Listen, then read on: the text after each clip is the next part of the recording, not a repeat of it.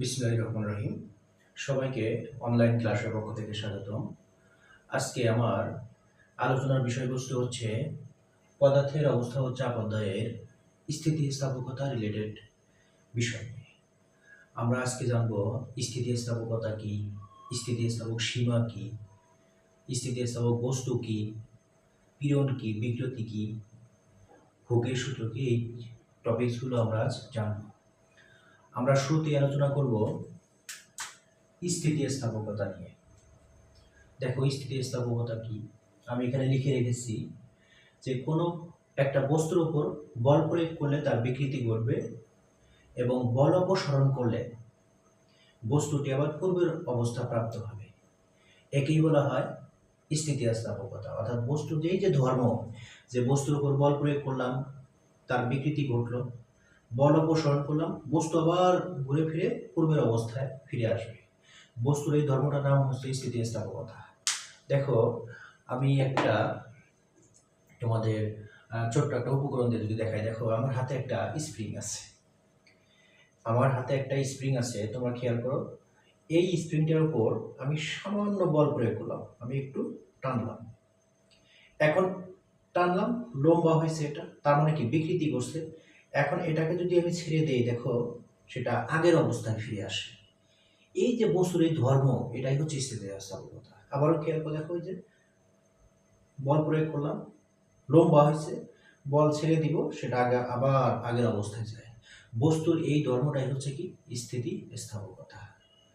এখন দেখো এখানে বলছে 2 নম্বর যে টপিকস, স্থিতিস্থাপক বস্তু, মানে যে সকল বস্তু স্থিতিস্থাপকতা ধর্ম প্রদর্শন করে তাদেরকে বলা হয় স্থিতিস্থাপক বস্তু।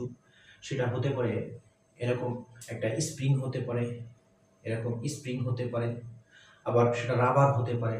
আমরা জানি রাবার কেউ টানলে সেটা কি হয়, লম্বা হয়, আবার যখন টান বল ছেড়ে দেয় সেটা আগের অবস্থায় যায়। এগুলো হচ্ছে স্থিতিস্থাপক বস্তু। পরের টপিকসটা হচ্ছে দেখো স্থিতিস্থাপক সীমা। এই যে আমরা কোনো একটা স্থিতিস্থাপক বস্তুর উপর যখন বল প্রয়োগ করি তখন তার বিকৃতি ঘটে, এর কিন্তু একটা সীমা আছে। সীমা কেমন দেখো, আমার যে হাতে যে স্প্রিংটা আছে, টানতেছি, লম্বা হচ্ছে, বল ছেড়ে দেই, আবার আগের অবস্থা যায়, এর কিন্তু একটা সীমা আছে। তার মানে তুমি যদি টানতেই থাকো তখন কিন্তু আর দেখো এটা আগের অবস্থায় যায় না। তার মানে এটা স্থিতিস্থাপক সীমা কি করছে, অতিক্রম করছে। এই ক্ষেত্রে স্থিতিস্থাপক সীমার সংজ্ঞাটা কি হবে, খেয়াল করো, এখানে লেখা আছে দেখো, যে নির্দিষ্ট মানের পীড়ন পর্যন্ত বস্তু স্থিতিস্থাপক ধর্ম প্রদর্শন করে ওই সীমাটাকেই বলা হয় আসলে স্থিতিস্থাপক সীমা। এখন আমরা জানবো পীড়ন সম্পর্কে, বিকৃতি এবং হুকের সম্পর্ক। হুকের সূত্র হচ্ছে F/A। পীড়ন ইকুয়াল হচ্ছে F/A, অর্থাৎ কোনো একটা বস্তুর একক ক্ষেত্রফলের উপর লম্বভাবে প্রযুক্ত বিকৃতি প্রতিরোধী বলকেই বলা হয় আসলে পীড়ন। তোমরা লিখে নাও, কোনো বস্তুর একক ক্ষেত্রফলের উপর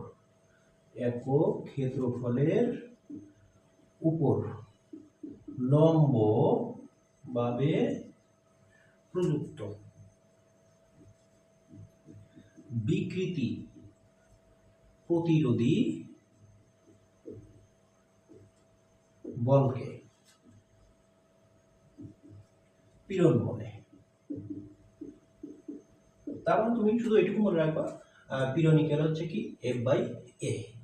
তার মানে একক ক্ষেত্রফলের উপর লম্বভাবে প্রযুক্ত বল, সেই বলটা হবে তোমার ইয়ের বিরুদ্ধে, বিকৃতির বিরুদ্ধে। দেখো আমার হাতে যে স্প্রিংটা আছে, দেখো আমি এই স্প্রিংটাকে নিচের দিকে টানতেছি, কিন্তু স্প্রিংটা সবসময় থাকতে চায় কোন দিকে, উপরের দিকে।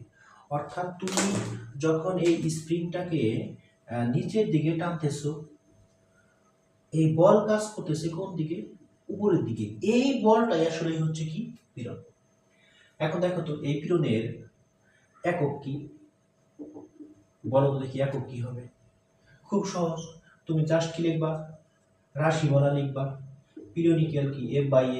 এখন দেখো এর থেকে নিউটন, বলের একক হচ্ছে কি নিউটন, এতে কি ক্ষেত্রফলের একক কি মিটার স্কয়ার, তার মানে এটাকে লেখা যায় নিউটন মিটার ইনভার্স 2। পীড়নের একক।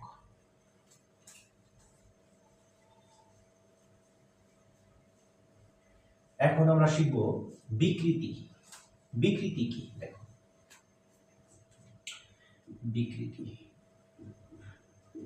এই বিকৃতি হচ্ছে small L by capital L. Small L by capital L. দেখো এটা তুমি কিভাবে শিখবা? ধরো তোমার কাছে একটা স্প্রিং আছে, এই স্প্রিংটার মোট দৈর্ঘ্য হচ্ছে এল, আদি দৈর্ঘ্য। এখন এইখানে বল চাপানো, নিচের প্রান্তে বল চাপানোর ফলে ধরো এটা দৈর্ঘ্য বেড়ে এই পর্যন্ত হয়েছে, তাহলে আসলে বাড়ছে কতটুকু? দেখো তো, বাড়ছে কিন্তু এই স্মল এল, এইটুকু কি হয়েছে? বেশি হয়েছে। অর্থাৎ যখন তুমি এই জায়গায় ভর চাপাইয়া দিছো, ধরো এম কেজি বরের একটা বস্তু তুমি যখন ঝুলিয়ে দিছো, তখন এর বিকৃতি করছে এতটুকু, এতটুকু বাড়ছে। এই এলটা হচ্ছে কি? দৈর্ঘ্য বৃদ্ধি। তাহলে দেখো এল দৈর্ঘ্যের মধ্যে বাড়তেছে কতটুকু? স্মল এল। তাহলে একক দৈর্ঘ্যে বাড়তেছে কত? স্মল এল বাই কত? ক্যাপিটাল এল। তার মানে হচ্ছে কোনো একটা বস্তুর একক দৈর্ঘ্যের পরিবর্তনকে বলা হয় কি? বিকৃতি।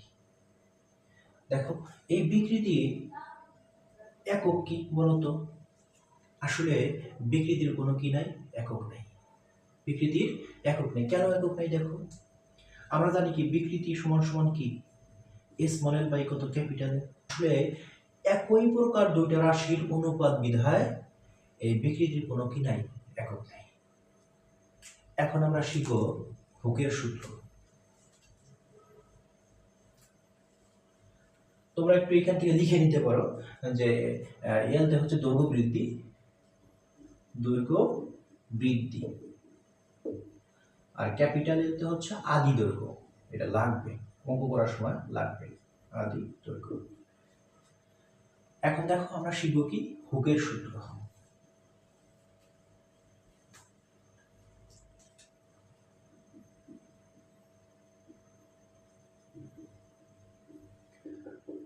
হুকের সূত্র হচ্ছে স্থিতিস্থাপক সীমার মধ্যে পীড়ন বিকৃতির কি? সমানুপাতিক। দেখো তার মানে হচ্ছে পীড়ন সমানুপাতিক কি? বিকৃতি। অর্থাৎ স্থিতিস্থাপক সীমার মধ্যে পীড়ন এবং বিকৃতি কি? পরস্পরের সমানুপাতিক। তো দেখো পীড়নের সূত্র আমরা কি জানি? এফ বাই এ সমানুপাতিক, বিকৃতি কি? স্মল এল বা কত? ক্যাপিটাল এল। এখন দেখো এইখান থেকে লেখা যায় কি? এফ বাই এ সমান সমান ওয়াই ইন্টু স্মল এল বা কত? ক্যাপিটাল এল। এই ওয়াই হচ্ছে ইয়ং এর গুণাঙ্ক, এটা একটা সমানুপাতিক ধ্রুবক, এটা তোমরা লিখে দাও। ওয়াই হচ্ছে ইয়ং এর গুণাঙ্ক, এটা একটা সমানুপাতিক ধ্রুবক, এর মান দেওয়া থাকবে। এখন এইখান থেকে কিন্তু আমাদের সৃজনশীল প্রশ্ন আসবে। দেখো এটা একটা সমীকরণ হয়ে গেছে। আবার এইখান থেকে আমরা কি কি বের করতে পারি? দেখো তো, এফ সমান আমরা কি লিখতে পারি? এম জি লিখতে পারি। যদি কোনো একটা তার হয় সেটাকে আমরা কি লিখতে পারি? পাই আর স্কয়ার লিখতে পারি। একটা তারের ব্যাসার্ধ, মানে একটা তারের ক্ষেত্রফল যদি দেওয়া থাকে, তারটাকে যদি লম্বা করা হয়, বা তারের ব্যাসার্ধ দেওয়া আছে, এফ সমান কি? এম যেটা আমরা জানি। এখানে দেখো ওয়াই স্মল এল বা কত? ক্যাপিটাল এল। এটা কিন্তু সমীকরণ। এই দুইটা সমীকরণ দিয়ে আমরা কি করব? এই স্প্রিং রিলেটেড যে অঙ্কগুলো আছে সেটা আমরা করতে পারবো। তোমরা একটা স্ক্রিনশট দিয়ে রাখো। ধন্যবাদ সবাইকে। পরবর্তী ক্লাসে আবারও দেখা হবে।